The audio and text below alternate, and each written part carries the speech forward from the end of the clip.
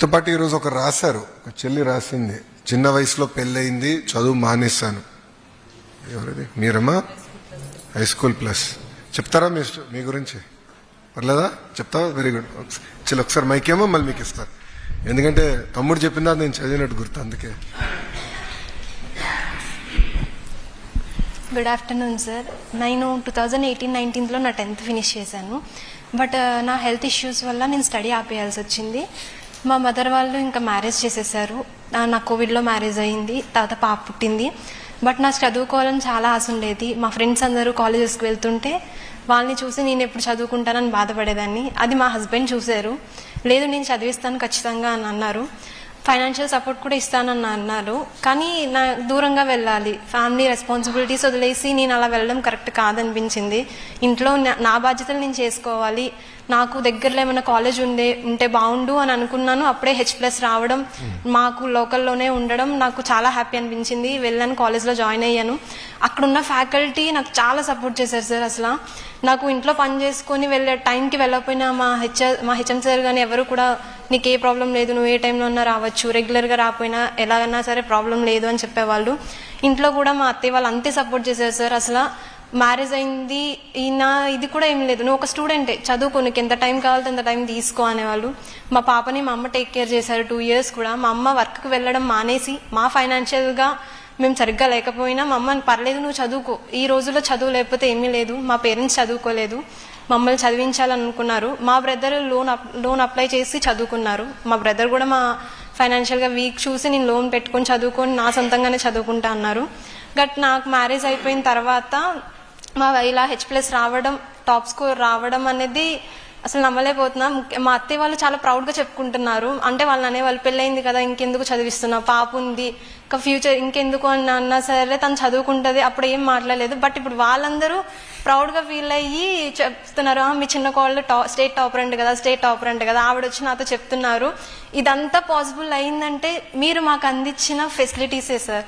అది నిజంగా నేను చాలా ప్రౌడ్గా చెప్పుకుంటున్నాను. ఒక ప్రైవేట్ కాలేజ్లో వెళ్ళి అంత స్కోర్ చేసినా అమౌంట్ పెట్టారు కాబట్టి అంత స్కోర్ చేశారంటారు తప్ప ఇంకా అంతమించి ఏముండదు.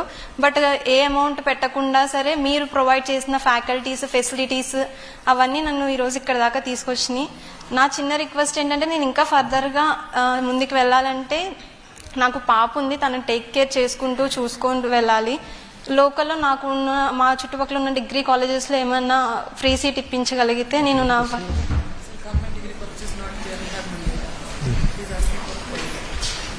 మండలంలోనే చదవాలన్నా నియోజకవర్గంలో చదవాలన్నా? ఏ నియోజకవర్గం అమ్మా? Anaparthi sir. Anaparthi. Free seat ఏమైనా ఇప్పించగలిగితే నేను ఫర్దర్గా మీరు నాకు చాలా హెల్ప్ చేసిన వాళ్ళు అవుతారు. బాగా చదవాలి. కానీ భర్త వచ్చారా? అదిగోండి సార్, చాలా సపోర్ట్ చేస్తారు సార్. అసలు నాకు ఇంట్లో కానీ వర్క్స్ విషయంలో కానీ అట్లా మా నాన్నగారు కూడా వచ్చారు. యాక్చువల్గా మా మదర్ కూడా రావాలి, పాపని టేక్ కేర్ చేస్తున్నారు బయట నా కోసం, మళ్ళీ తను ఇక్కడికి రాలేదు అని చెప్పి. Thank you for the support. చాలా చాలా ఇంపార్టెంట్. చాలా థ్యాంక్స్ సార్, మాకు ఇంత ఆపర్చునిటీస్ ఇస్తున్నందుకు, ఇంత ప్రొవైడ్ చేస్తున్నందుకు. మాకంటే ప్రైవేట్ స్కూల్స్ మాలాగే వచ్చినాయి, బట్ వాళ్ళకి ఈ ఆపర్చునిటీ రాలేదు. వాళ్ళందరూ తెలుసుకోవాలి, మనం గవర్నమెంట్లో చదవడం ఎంత ముఖ్యం అనేది తెలుసుకోవాలి. గవర్నమెంట్ కాలేజ్ అంటే చిన్న చూపు చూడడము, తక్కువగా ఈవెన్ దో నేను 10th వరకు ప్రైవేట్ స్కూల్లో చదివాను సార్. 10th వరకు ప్రైవేట్ స్కూల్ సార్ నేను చదివింది. ప్రైవేట్ స్కూల్లో చదివి అప్పుడు నేను ఇప్పుడు ఫీల్ అవుతాను సార్, నేను ఎందుకు 10th గవర్నమెంట్ స్కూల్లో చేయలేదు అంటే నా ఎజంప్షన్స్ కూడా రాంగే ఇప్పుడు అని చెప్పేసి నేను అది ప్రూవ్ చేయాలనుకున్నాను. అందరూ ఆ ఎజంప్షన్ అనేది తీసేసి గవర్నమెంట్ కాలేజ్ కూడా ఒక కాలేజే, అక్కడ కూడా ఫ్యాకల్టీ చాలా బాగా చెప్తున్నారు, అందరూ కూడా అందులో జాయిన్ అయ్యి మంచి స్కోర్ చేసుకుంటే మనకి ఆపర్చునిటీస్ వస్తాయి అని తెలుసుకోవాలనుకుంటున్నాను sir. Thank you. What is your advice అమ్మా హై స్కూల్ ప్లస్ ని? ఇప్పుడు జనరల్గా ఏంటంటే ప్రభుత్వాలు మారినప్పుడు గత ప్రభుత్వాలు తీసుకున్న నిర్ణయాలు సింపుల్గా తీసేస్తారు. గత ప్రభుత్వంలో చూసాం.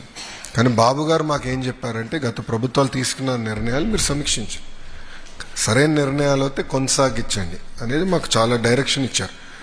ఎందుకంటే ప్రభుత్వాలు మనం కొన్ని నిర్ణయాలు తీసుకుంటాం, కొన్ని తప్పుడు నిర్ణయాలు ఉండొచ్చు, కొన్ని పర్ఫెక్ట్ నిర్ణయాలు కూడా ఉండొచ్చు. దాంట్లోదే ఒకటి హై స్కూల్ ప్లస్. ఈసారి చూస్తే అదే డేటా నేను చదువుతున్నాను, హై స్కూల్ ప్లస్కి వచ్చేగల ఆల్మోస్ట్ పాస్ పర్సెంటేజ్ డబుల్ అయింది, 34 to 60 ఆల్మోస్ట్ డబుల్ అయింది. సో క్లియర్లీ మ్యాజిక్ జరిగింది. అంటే చాలా అద్భుతంగా ఉపాధ్యాయులు కూడా మాకు ఫ్యాకల్టీ అలాంటి వాళ్ళు వచ్చారు సార్. చాలా కమిటెడ్ గా చదువు చెప్పారు.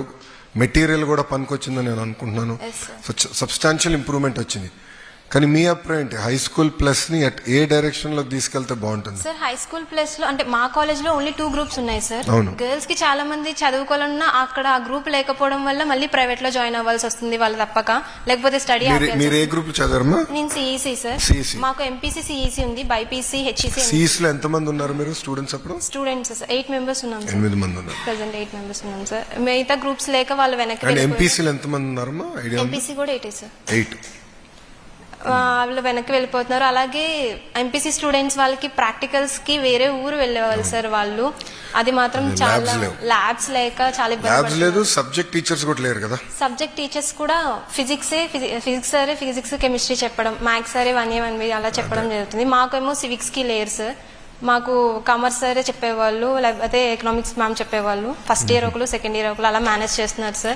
నేను వాళ్ళకి సన్మానం చేయాలి నిజంగా సార్. ఎందుకంటే మేము గవర్నమెంట్ టీచర్స్ అన్న ప్రౌడ్ అలాగేమీ లేకుండా సండేస్ క్లాసెస్ పెట్టేవాళ్ళు, మార్నింగ్ క్లాసెస్ పెట్టేవాళ్ళు, ఈవినింగ్ 5:30, 6 వరకు. మేము ఏ టైంలో కాల్ చేసినా మా డౌట్స్ క్లియర్ చేసేవాళ్ళు. అసలు చాలా సపోర్ట్ చేశారు సార్ వాళ్ళు. మేము అవర్స్ ఎక్స్టెండ్ చేసాం, గమనించారు లేరు. 9 to 5 చేసాం.